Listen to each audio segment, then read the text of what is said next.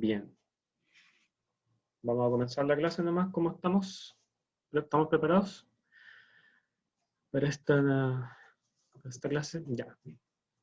Ya, chicos, buenas tardes entonces. Y como les estaba diciendo, vamos a iniciar esta clase, ¿no es cierto? Que es la primera parte de un tema que es el sistema electoral. Entonces, lo que vamos a ver hoy día es como algunos aspectos que son fundamentales para comprender, ¿no es cierto?, lo que es eh, nuestro sistema electoral, ¿no es cierto?, el que tenemos hoy día en nuestro país, ¿ya? Entonces vamos a comenzar ¿no es cierto?, eh, con la clase. Y acá yo ¿no es cierto?, tengo una presentación, vamos a ver un video también, donde se ve ahí, donde tenemos, ¿no es cierto?, ¿cómo se llama? Vamos a ver algunos aspectos como centrales con relación al sufragio, así que es importante esto ya que vamos a ver hoy día. Importante para tanto como para temas de lo que es, ¿no es cierto?, como le estaba comentando a Luca, el tema de preparar la prueba de transición, porque los temas de formación ciudadana, de educación ciudadana, son una parte de la prueba y una parte no menor, son por lo menos 20 preguntas. Entonces, también hay preguntas alusivas a, ¿cómo se llama?, al tema del sufragio. De hecho, les traje una pregunta extraída del modelo para que la analicemos, ¿ya? Del modelo de la prueba de transición, así que espero que les sea un aporte igual. Tenemos entonces, vamos a ver dos temas hoy día, lo que es República y Democracia en Chile, y en segundo lugar, el ejercicio del derecho a sufragio. Lo primero, ¿no es cierto? Bueno, partir con el objetivo de la clase, que es identificar principios y fundamentos de este sistema electoral que nosotros tenemos en nuestro país. La próxima clase, ¿no es cierto?, que se va a hacer en unas semanas, ahí vamos a conversar acerca de lo que es el sistema electoral propiamente tal, ya sus características como específicas. Esta clase es básicamente para comprender en el fondo cuáles son los principios, las bases de este sistema electoral. ¿Estamos entonces? Para dar inicio, como les decía, vamos a aplicar igual una parte del contenido, que es el punto 2, lo que se refiere al sufragio, lo vamos a aplicar a una pregunta de la prueba de transición, ¿ya? Bien, entonces, lo que quiero que conversemos en primer lugar es lo relacionado con República y Democracia en Chile, que podamos comprender en el fondo o dar una respuesta a esta pregunta. ¿Qué significa que Chile sea una república democrática? ¿Qué me dicen al respecto cuando decimos, ¿no es cierto?, cuando aparece la palabra república junto a democracia? Son dos conceptos, ¿no es cierto?, como que vienen de la teoría política, que nacen en un determinado contexto histórico, pero ¿qué nos quieren decir en Chile esas dos, ¿no es cierto?, esa frase? Decir que nuestro país es una república democrática. Agustina, Luca, ¿cuál es el significado, ¿no es cierto?, detrás de esa frase que aparece en nuestra Constitución, ¿no es cierto?, y que es una de las bases doctrinarias también de nuestro sistema, de nuestra organización política. ¿Qué significa que sea República Democrática nuestro país? Si quieren pueden ocupar el micrófono para intervenir.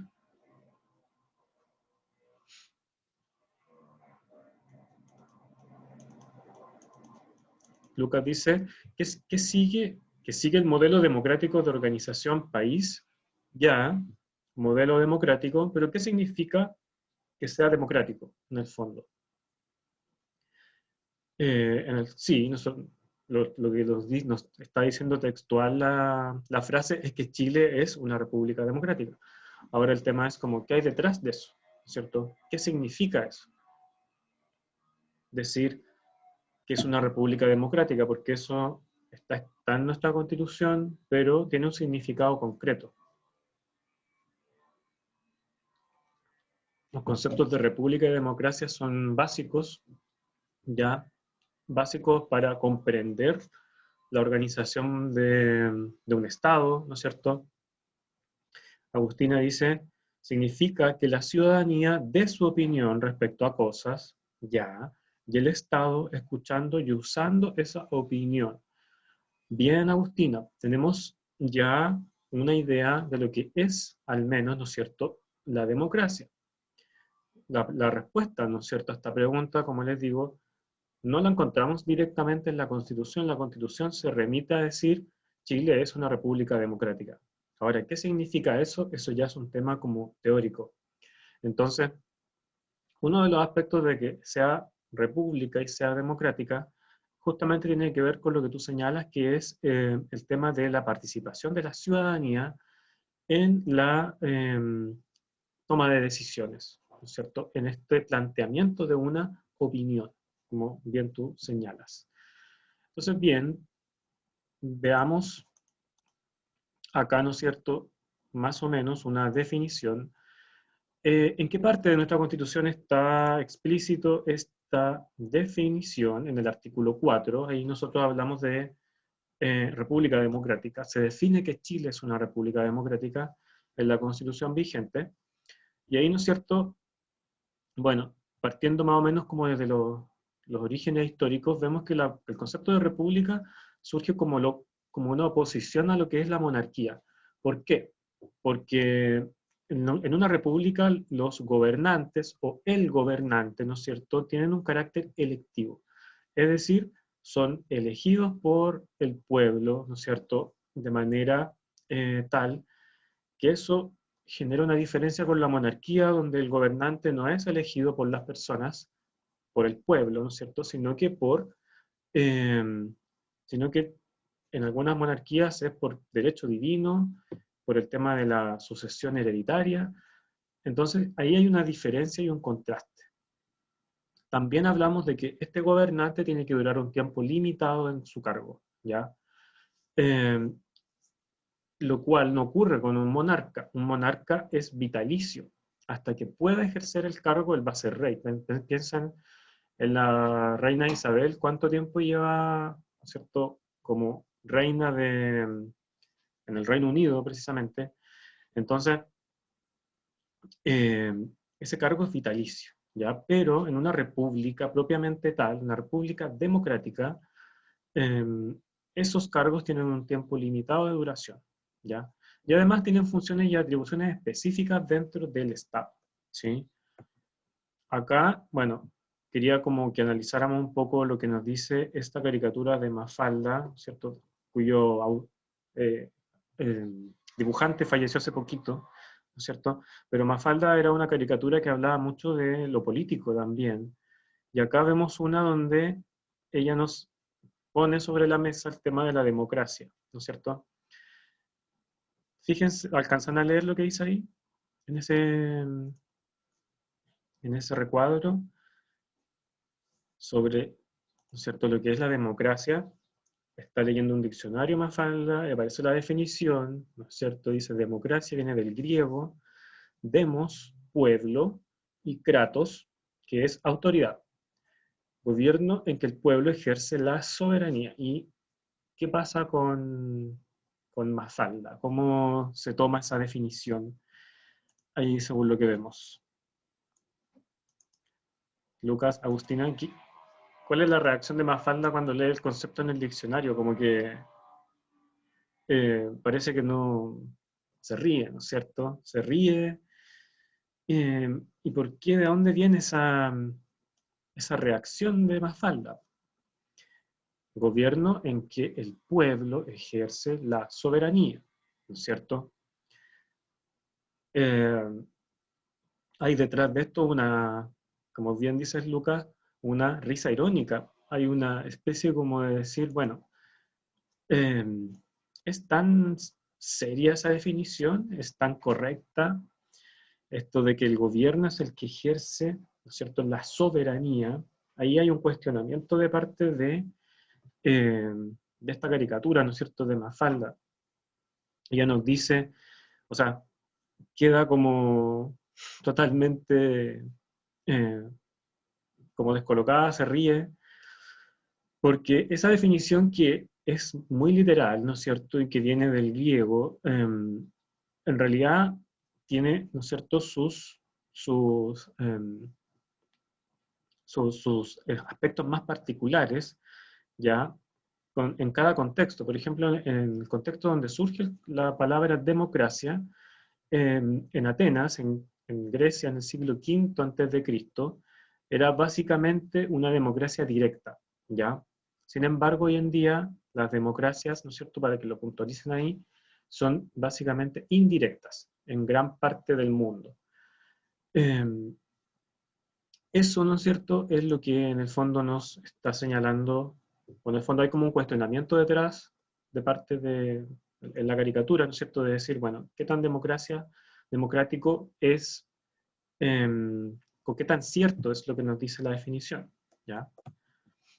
Bien, pasemos entonces a lo que ya corresponde propiamente a la relación entre república democrática y el régimen político. El régimen político es el conjunto, ¿no es cierto?, de instituciones, de prácticas que definen, ¿no es cierto?, cómo se organiza políticamente un Estado. Lo político tiene que ver con el poder, ¿no es cierto?, con cómo organizamos, ¿no es cierto?, la toma de decisiones dentro de una sociedad, dentro de un Estado.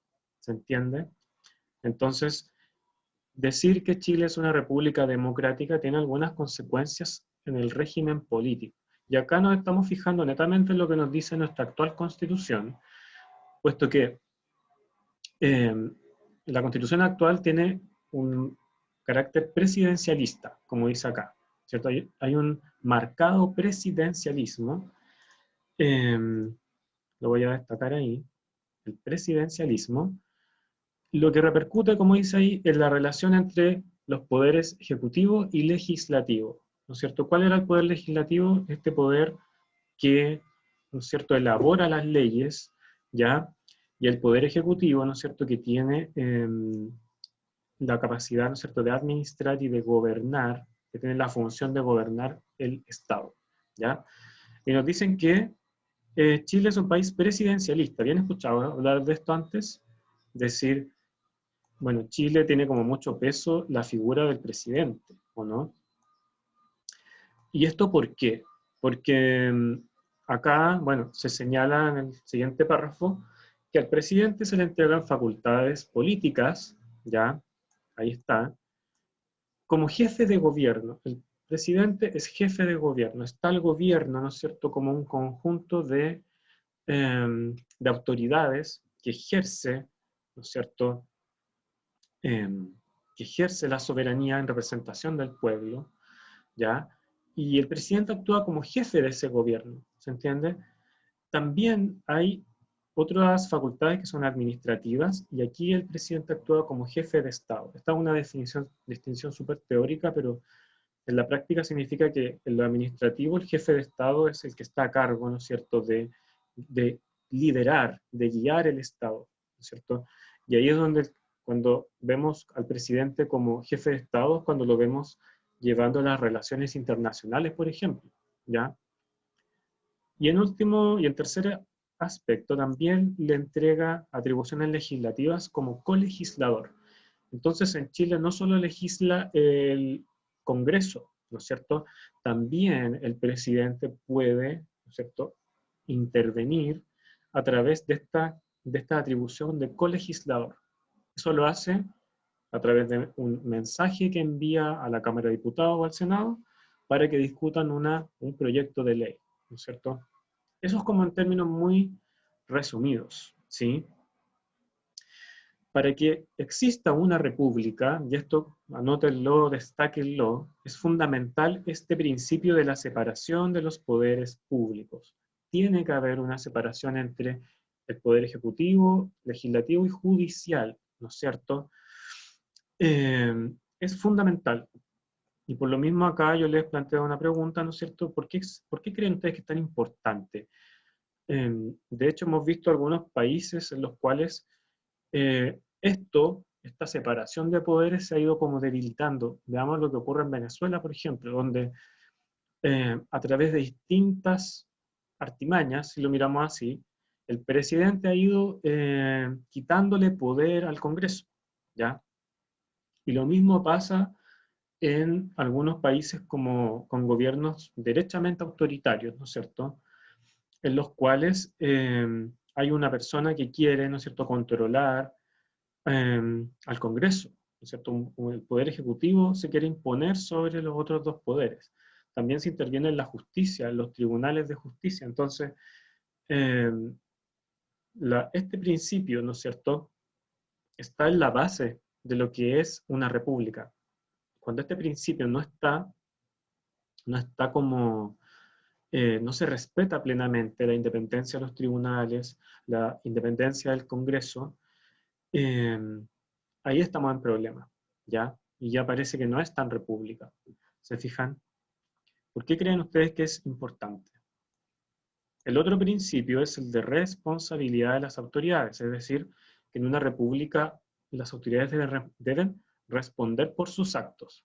O sea, eh, a diferencia de una monarquía, por ejemplo, en las monarquías absolutas, los reyes no estaban obligados a responder por sus actos, porque solo le rendían cuenta a Dios, ¿ya?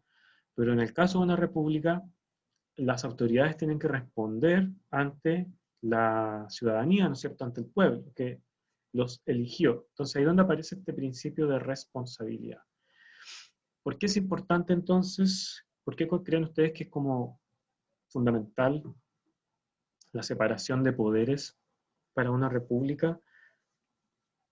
¿Cuáles son los riesgos en el fondo de que se intervenga en la justicia, se intervenga los parlamentos, ¿no es cierto?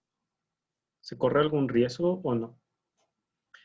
Agustina dice, para poder organizar mejor el Estado, sí, sí, pero, ¿cierto? ¿Por qué es tan importante respetar como esta separación tan clara entre el presidente, ¿no es cierto?, acá, el Congreso y la Corte Suprema y los tribunales de justicia? ¿Qué pasa si este señor de acá interviene sobre los tribunales? Interviene sobre el trabajo, ¿no es cierto?, de diputados y senadores. Por ahí, ¿no es cierto?, se corre algún riesgo de qué tipo son esos riesgos, ¿no es cierto?, que es como lo que les decía de Venezuela. El presidente, el gobierno, interviene sobre el parlamento, sobre los tribunales, entonces ya este principio está muy deteriorado, ¿sí? El principio de separación de poderes públicos, y por lo mismo se pone en entredicho como qué tan democrático, qué tan republicano es Venezuela, ¿no es cierto?, en este contexto de intervención. Es más democrático, ¿no? Dice Agustina, una sola persona no se encarga de todo, sino que hay distintos grupos. Claro, más que grupos, hay distintos poderes, ¿no es cierto?, distintos conjuntos de personas que tienen a cargo sus funciones de manera independiente. El tema de la justicia, el tema de crear leyes y el gobierno tienen que actuar de manera, ¿no es cierto?, tienen que, ¿no es cierto?, respetar sus ámbitos de competencia, ¿sí? Eso es lo que yo quería destacar. Y cuando se produce intervención de este señor sobre estos dos, o al revés, ¿no es cierto?, entramos en un régimen que ya no es tan republicano, ¿no es cierto?, sino que puede ser un poco más autoritario, ¿ya? Lucas dice, es para organizar de manera específica las distintas bases del manejo de un país. Por lo tanto, es más bien una ventaja que un problema, aparte de la organización y control del país. Claro, yo rescato de esto, ¿no es cierto?, de tu respuesta, que es una manera de organizar, claro, que, como les decía, desde que surge el concepto de república, la idea de la separación de poderes es fundamental. De hecho, incluso donde surge el concepto de república, que es en Roma, en la antigua Roma, ahí ya se respetaba este principio de separación de poderes, o ya se estaba como, se ponía sobre la mesa, ¿no es cierto?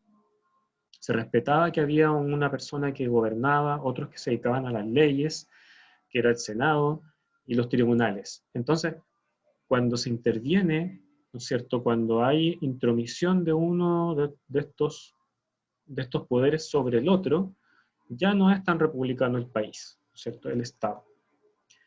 ¿Queda claro más o menos?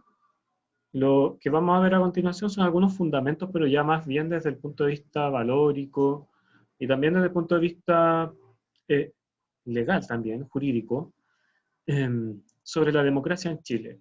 ¿Cuáles son algunos de los fundamentos? Aquí se destacaban tres en la página, ¿cierto? Uno es el principio o el fundamento de la participación ciudadana. Para que Chile sea una república democrática sana, es fundamental la participación ciudadana. Entonces acá lo que se plantea, ¿no es cierto? Chile es una democracia contemporánea, una democracia moderna, ¿ya? Partiendo de ese piso, esa base, pero que para que siga siendo, como les decía, una democracia válida, perdón, una democracia sana, una democracia que está en buena forma, es fundamental la participación activa de la ciudadanía en la toma de decisiones. Si la ciudadanía se excluye, no participa, la democracia se debilita. De hecho, recién vi que el presidente estaba haciendo un llamado a que la gente vaya a votar al plebiscito, ¿no es cierto?, de fin de mes. Entonces, ¿y por qué en el fondo como esa preocupación? Porque si la gente no participa eh, en lo que es, ¿no es cierto?, la política o los asuntos públicos, la democracia se debilita, ¿no es cierto? Y es lo que hemos estado viendo en nuestro país desde hace bastante tiempo, ¿no es cierto? Lo que ocurre con la abstención electoral, ya la apatía, esta como desinterés de las personas por la política, ¿ya? Eso es como un elemento. El segundo es el tema del pluralismo y la tolerancia. Entonces, en las democracias, la expresión de una diversidad de ideas políticas es fundamental, ¿cierto? Para que un país sea democrático, se tiene que respetar la expresión de distintas ideas políticas, sean del lado que sean. Entonces, eso es, ¿no es cierto?, un elemento central, y esta idea del pluralismo también se deriva de las libertades esenciales, como el derecho de reunión, información y asociación, que son libertades que están en nuestra Constitución, que están en los fundamentos de los estados modernos, ¿ya? Son derechos fundamentales. La libertad el derecho a reunión, a información y asociación, ¿ya?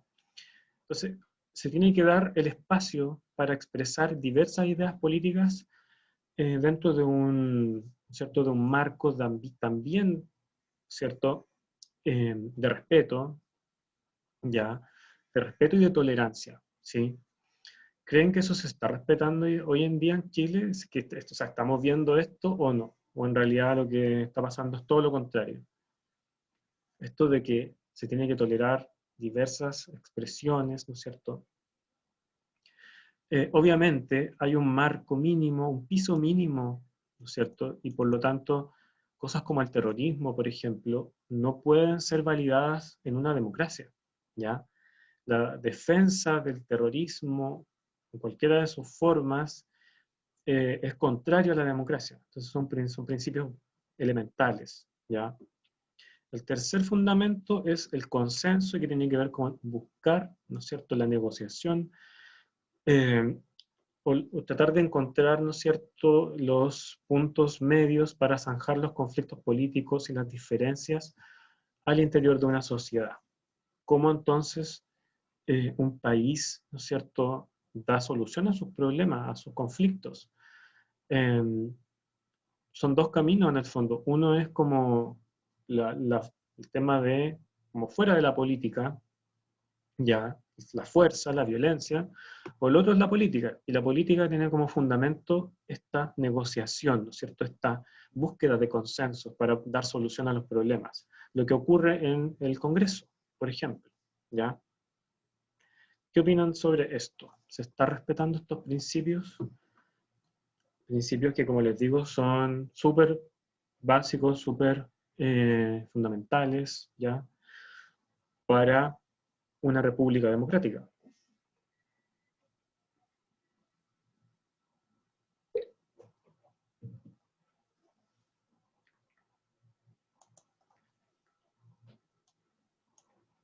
¿Qué vemos hoy día en nuestro país? ¿Podemos decir que Chile es un país más tolerante, menos tolerante? Donde la gente busca el consenso, o parece que es al revés. ¿Qué vemos en nuestro país? Bueno, esto igual da para largo, pero es como una pregunta que podríamos hacernos a propósito de esto que acabamos de conversar, ¿ya? ¿Alguna duda hasta acá? Vimos, ¿no es cierto?, conceptos de república y democracia aplicados a nuestro ordenamiento constitucional, perdón, nuestro ordenamiento institucional, ¿ya? Ya, bacán, Lucas. Entonces, no hay dudas. Estos son dos conceptos como súper teóricos, pero que están siempre ahí, pero que son fundamentales para comprender el tema de por qué elegimos, por qué existe un sistema electoral, ¿no es cierto? Ya tenemos como ahí alguna idea, ¿no es cierto? Probablemente si gana la opción de apruebo, se va a repensar la Constitución, a rehacer, y yo no creo que esto vaya a cambiar, ¿no es cierto? Al menos que en esa convención hayan personas que no estén de acuerdo con que Chile sea una república democrática, lo cual es un poco, lo veo un poco difícil, que hay una mayoría que diga, que se opone a esa idea, ¿ya? Sobre el derecho a sufragio, ¿no es cierto? Como ya vimos que la democracia de nuestro país es representativa, significa que hay que elegir representantes, propiamente tal, ¿no es cierto?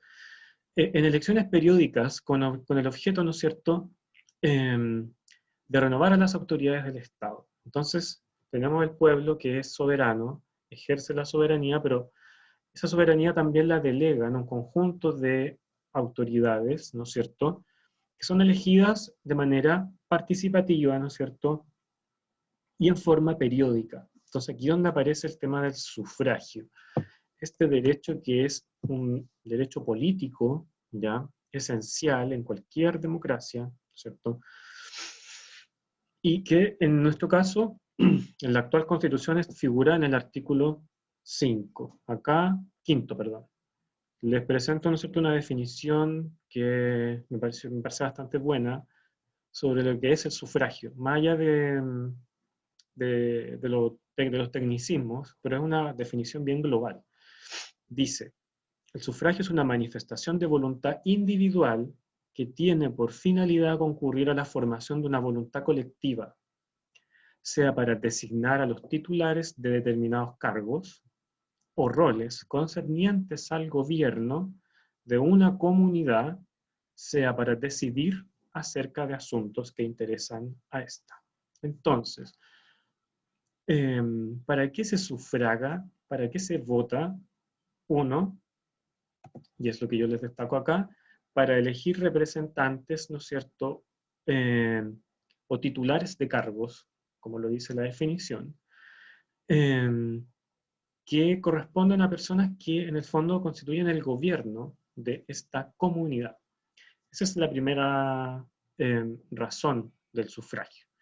La segunda es para decidir acerca de asuntos que interesan a la comunidad. Llámese, ¿no es cierto?, temas de interés general, ¿no es cierto? Y ahí es donde aparece la figura del plebiscito, que es lo que vamos a ver, ¿no es cierto? Ustedes van a ser testigos por primera vez de un plebiscito, no habíamos, bueno, yo también, porque era muy chico cuando fue el plebiscito del 88, pero ahora, ¿no es cierto?, tenemos ¿cierto?, la posibilidad de participar en un plebiscito, el cual está justificado en lo que nos dice esta definición, en que cuando hay una diferencia como importante sobre un tema de interés general, que en este caso es la Constitución, se llama un plebiscito que tiene dos opciones binarias: sí, no, se aprueba, se rechaza, ¿no es cierto?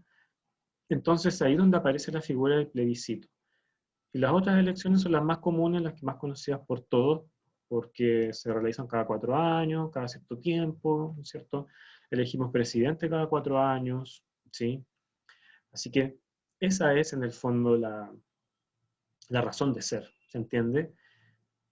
Aquí lo tenemos clarito. lo que yo quiero destacar es que el sufragio va de lo individual a lo colectivo. Entonces, yo voto pensando, ¿no es cierto?, en lo que es mi voluntad, lo que yo quiero. Sin embargo, eso tiene una repercusión a nivel colectivo, ¿no es cierto?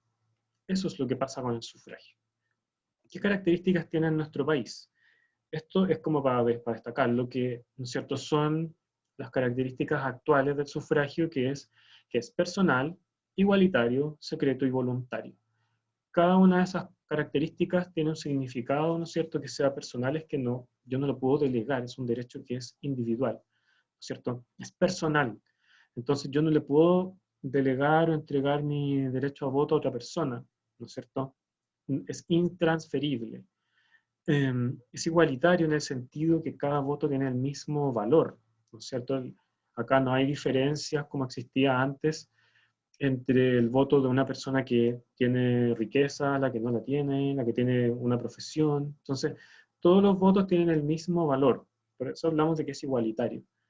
Es secreto, ya que no se sabe quién lo emite, ¿no es cierto? No está individualizada la persona, ¿no es cierto?, en el voto. Y además es voluntario, y esa es una característica propia de, o sea, en varios países es voluntario. En Chile lo es desde el año 2012, ¿no es cierto?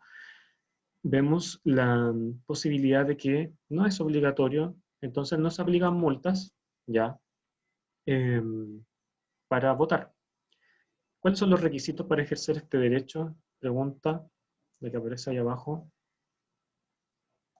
Eso lo habíamos visto en clases anteriores igual, por eso acá era importante como comprender el sentido del sufragio, más que los requisitos para votar. Muy bien, Agustina. Bueno, es como lo esencial, y por lo mismo ahora los menores de 18 no pueden votar, ¿ya? ¿Qué otro requisito es fundamental?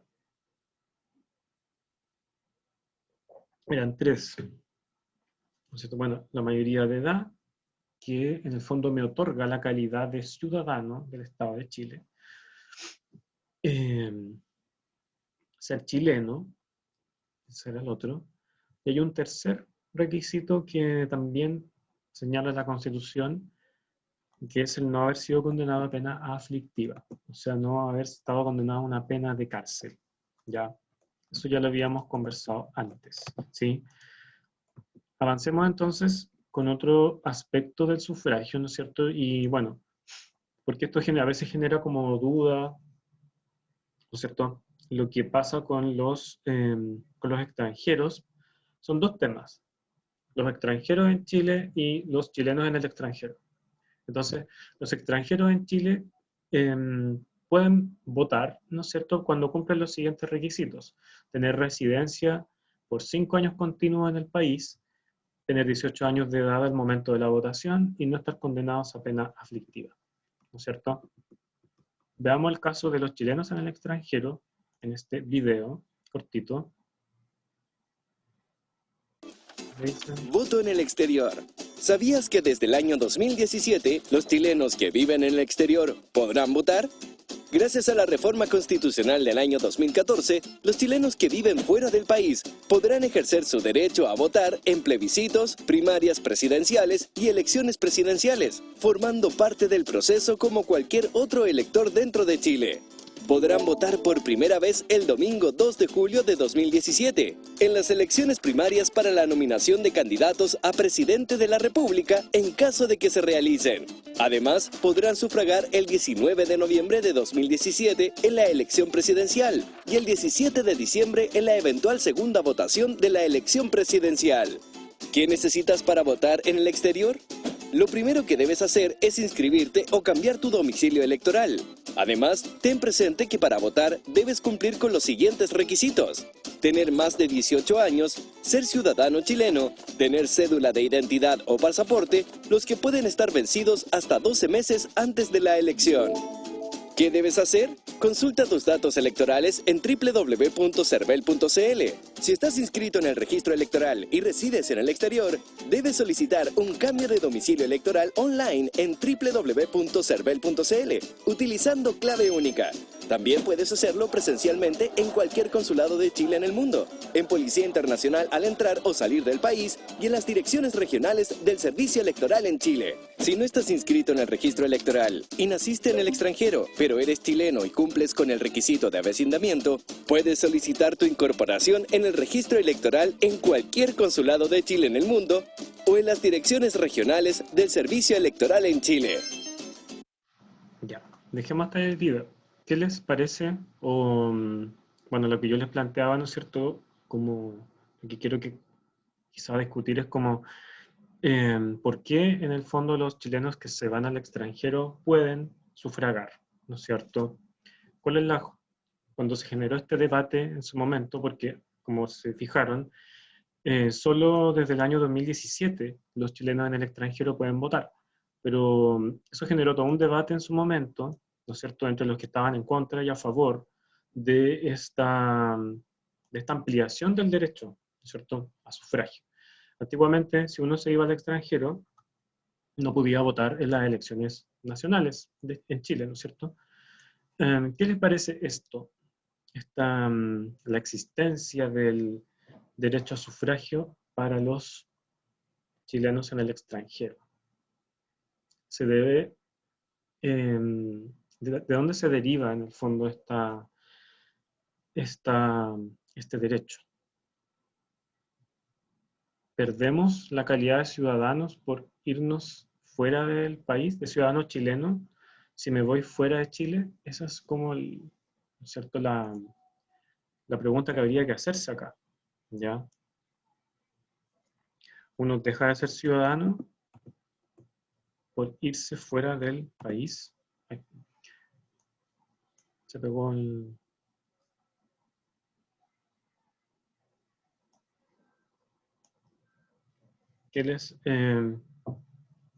¿Qué opinas sobre esto, no es cierto? Bueno, lo otro era lo del el voto de los extranjeros en Chile, ¿cierto? Que también eh, se da, también pasa, pero que requiere, ¿cierto?, cumplir estos requisitos.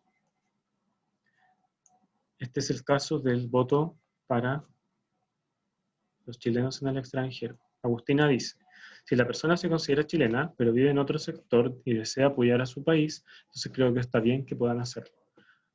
Sí, ¿no es cierto? Vemos como ¿cierto? Acá, ¿no es cierto?, la escuela es la razón de ser de esto, que aunque yo deje de residir en Chile, yo no pierdo mi condición, mi calidad de ciudadano del Estado de Chile. Entonces, yo puedo participar en las elecciones, ¿no es cierto? Eh, y especialmente en las elecciones que conciernen como a lo general del país, como la elección presidencial, las primarias, el plebiscito de ahora, por ejemplo, pero no puedo participar en las municipales, ¿ya? Entonces, el derecho a sufragio, el voto de los chilenos en el exterior aplica para ciertas elecciones, ¿ya? Así que eso con relación al derecho a sufragio. ¿Alguna pregunta al respecto? Vimos, ¿no es cierto?, sus características, su razón de ser, los requisitos, y cómo también existe derecho para los extranjeros que residen en Chile y para los chilenos en el exterior. Entonces,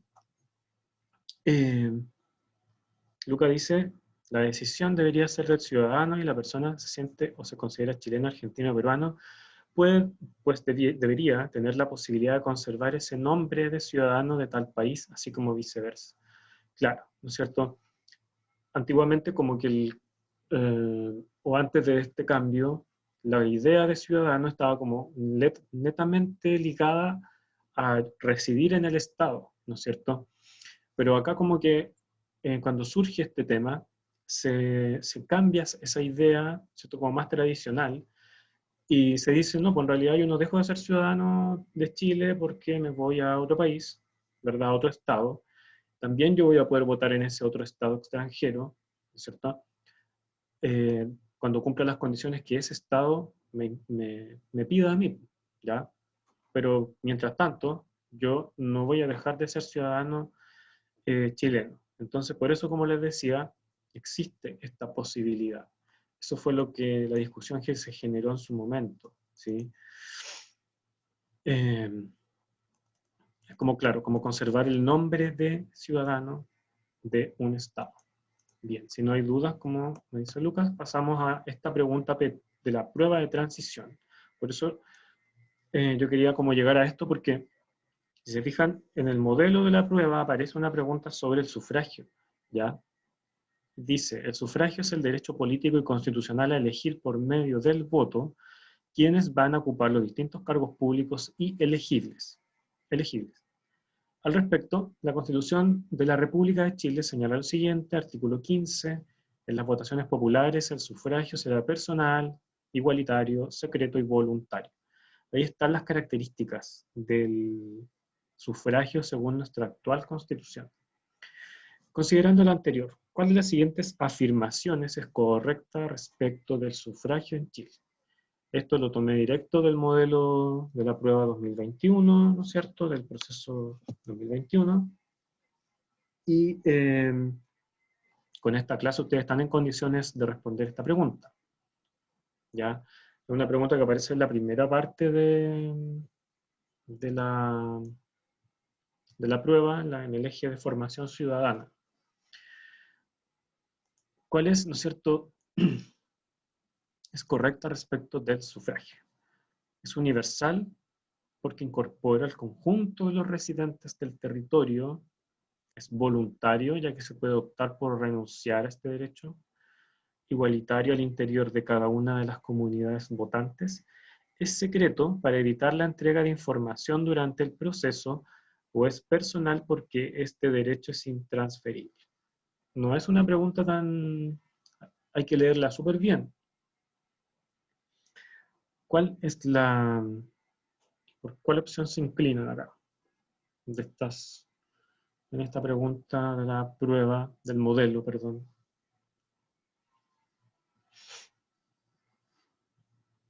Bueno, les digo entonces, si van a rendir la prueba de historia, les van a aparecer preguntas sobre este contenido, ¿ya? Sobre el tema del sufragio, y acá nos están pidiendo explícitamente una característica, ¿ya? Agustina, ¿qué significa que el derecho es intransferible, que no se lo puedo transferir a otra persona? O sea, el derecho para sufragar es mío, ¿no es cierto? Solo de mi persona. No puedo como cederle el derecho a otro para que vote por mí. Tengo que yo ejercerlo en forma personal. ¿Se entiende? Eso es el significado. ¿Cuál creen ustedes? Las opciones son como hay que leerlas súper bien. Como todo lo que es la prueba de transición, van a tener que estar como súper concentrados y todo el tema. ¿Nadie? Es universal, incorpora al conjunto de los residentes del territorio, es voluntario. ¿Puedo renunciar a este derecho? O sea, es voluntario, pero no porque yo pueda renunciar a ese derecho, sino que es voluntario porque yo tengo la libertad de ejercerlo o no. ¿Se fijan? Pero yo no renuncio al derecho. No es que si yo no voto en una elección, después en la siguiente elección yo no puedo votar. ¿Ya? A eso se refiere con que es voluntario. Es igualitario al interior de cada una de las comunidades. Vamos a ver que en realidad, ¿por qué dijimos que era igualitario este derecho? Porque cada voto tiene el mismo valor. No tiene que ver con el tema de las comunidades votantes, como dice ahí. ¿Ya? Es universal porque incorpora el conjunto de los residentes del territorio. ¿Será correcto? Y si hay extranjeros en Chile que no tienen derecho a sufragio, o que no llevan 5 años viviendo de corrido en el país, entonces ya no es universal por esa razón, ¿sí?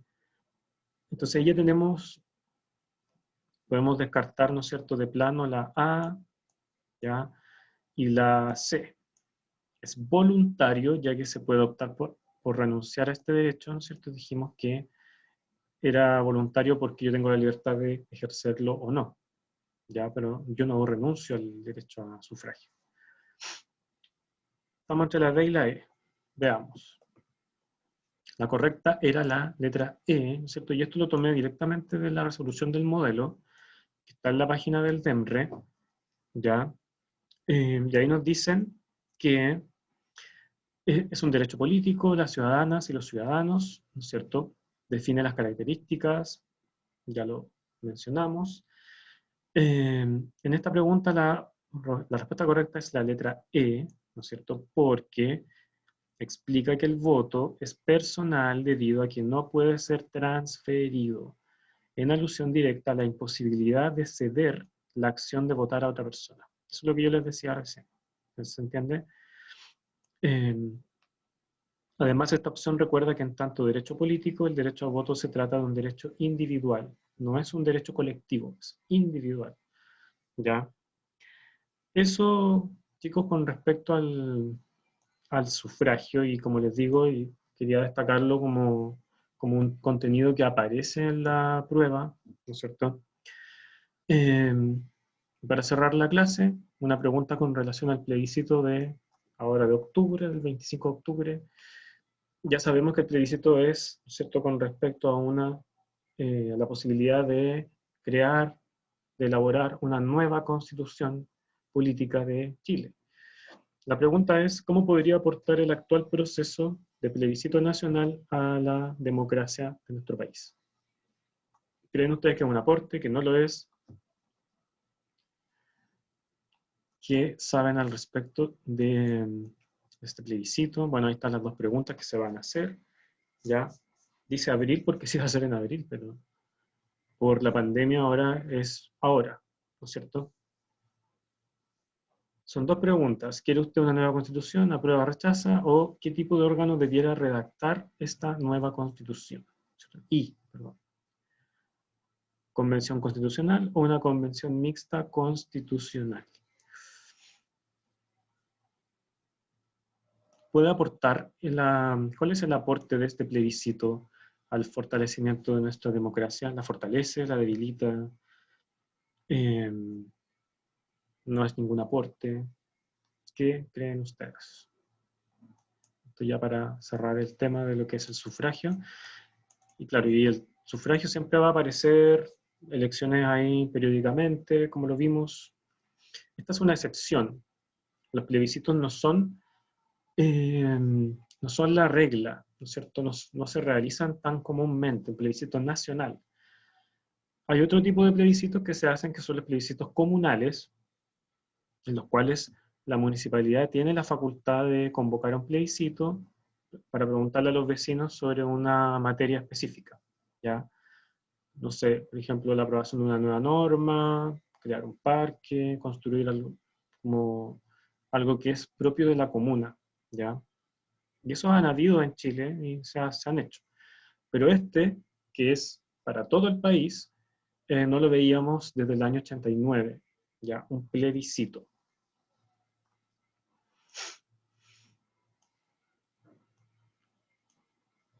¿Creen que es un aporte el plebiscito o no? ¿Fortalece la democracia o no? Agustina dice, creo que fortalece la democracia porque la gente es la que cree que se necesita una nueva constitución, entonces al escucharlos, el Estado está cumpliendo su función democrática. Claro, acá no es que el Estado como que tenga que cumplir una función, sino que, como lo vimos, la democracia, en el fondo, permanece o subsiste por la participación de la ciudadanía.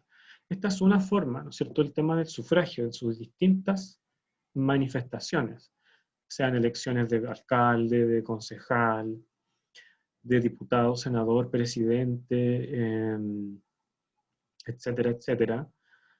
Pero, o en este caso, ¿no es cierto?, un plebiscito, pero el tema de la democracia es algo que más que, ¿no es cierto?, sí es importante desde el punto de vista del Estado, pero acá es, ¿no es cierto?, la ciudadanía, es el pueblo, las personas, pongan el nombre que quieran, las que tienen que en el fondo manifestarse y expresar cuál es su, ¿cierto?, su voluntad, ¿ya? Si se fijan en la definición que vimos recién, el tema de que iba de lo individual a lo colectivo, y acá está súper claro. O sea, si yo voto apruebo, si yo voto rechazo, tengo, ¿no es cierto?, que comprender que esa decisión tiene una consecuencia, ¿ya? Y que va a afectar de alguna u otra manera a todo el país, ¿no es cierto?, a toda la sociedad chilena. Luca dice, sí, más que nada porque es el acto más adecuado para seguir el modelo democrático como se supone que se ha hecho durante mucho tiempo en el país. Claro, acá, bueno, es como bastante complejo, igual sería como extenderse más, conversar sobre cuáles son, cómo se llega a este plebiscito, ¿no es cierto? Pero en el fondo, en, en, en síntesis, acá, ¿no es cierto?, esto se toma como una vía de escape también para el conflicto político que se generó desde octubre pasado, ¿ya? Entonces, el Estado, o el gobierno, mejor dicho, propone que se realice este plebiscito, ¿sí? Hubo un acuerdo entre los partidos políticos en noviembre pasado que nos lleva a este proceso, ¿sí? Entonces, lo interesante es ver, y eso va a quedar como para el futuro, ver si, ¿no es cierto?, desde el punto de vista de lo que veíamos recién, que es la democracia, ¿cierto?, ¿cuál va a ser realmente el aporte de este plebiscito? ¿Cuánta gente va a participar? Esa es una gran pregunta, en el contexto más encima en el que estamos hoy día. De pandemia, ¿no es cierto?, de cuarentenas, entonces como bien complejo, va a ser súper complejo ¿no es cierto?, la evaluación de este plebiscito, ¿ya? Bien, chicos, estamos entonces con la clase.